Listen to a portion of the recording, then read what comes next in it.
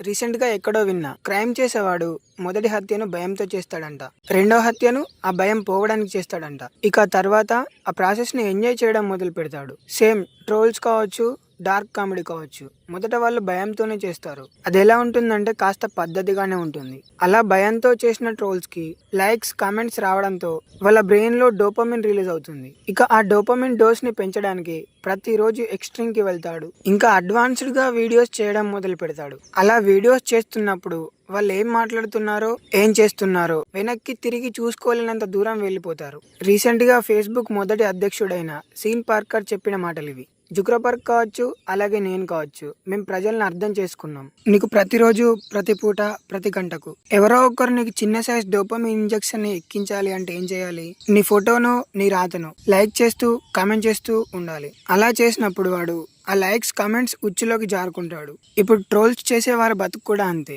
వాళ్ళు ఒక ఉచ్చులోకి జారుకున్నారు. ఆ ఉచ్చు బూతు అనే ఉచ్చు. నిజానికి వాడిని ఆ ఉచ్చులోకి లాగింది మనమే. వాడు చేసే వీడియోస్కి ఒక్క లైక్ కానీ, ఒక్క కామెంట్ కానీ రాకపోతే వాడు చస్తే ట్రోల్ చేయడు. ఎందుకంటే వాడు లైక్స్, కామెంట్స్ రాకపోతే ఆందోళనకు గురవుతాడు. మరొకసారి వాని ట్రోల్స్ వాడే చూసుకుంటాడు. దాంతో వాడి బ్రెయిన్ లో సెరోటోనిన్ అనే ఒక సాడ్ హార్మోన్ రిలీజ్ అవుతుంది. అదే లైక్స్, కామెంట్స్ తో పాటు సాడిజంతో కూడిన స్మైలీ ఎమోజీలు వస్తే వాడి బ్రెయిన్ లో డోపమిన్ రిలీజ్ అయ్యి మరో బూత్ ట్రోల్స్ కి నాంది పలుకుతుంది. నిజానికి చెప్పాలంటే బూతును కోరుకునేది కంటెంట్ క్రియేటర్స్ కాదు, సమాజం. మరీ ముఖ్యంగా భారతీయ సమాజం. ఉదాహరణకి, మూర్ఖుడితో వాదించకు, అలా వాదిస్తే వాడి స్థాయికి లాగి మరీ కొడతాడు అని చెప్తే ఎవ్వరు వినరు. అలా కాకుండా రూల్ నెంబర్ 1, ఎర్రిపూకులతో వాదించకు, అలా చేస్తే నువ్వు కూడా ఒక ఎర్రిపూకు అవుతావు అని ఒక రీల్ చేస్తే అది ఇన్స్టాగ్రామ్ ని షేక్ చేసిన విషయం మన అందరికీ తెలుసు. నిజానికి రెండింటి అర్థం ఒకటే, కానీ చెప్పే విధానం, వాడే భాష మనని అనార్గానికుని చేస్తుంది. సో పాయింట్ ఏంటంటే బూతు మాట్లాడేవాడిది కాదు తప్పు,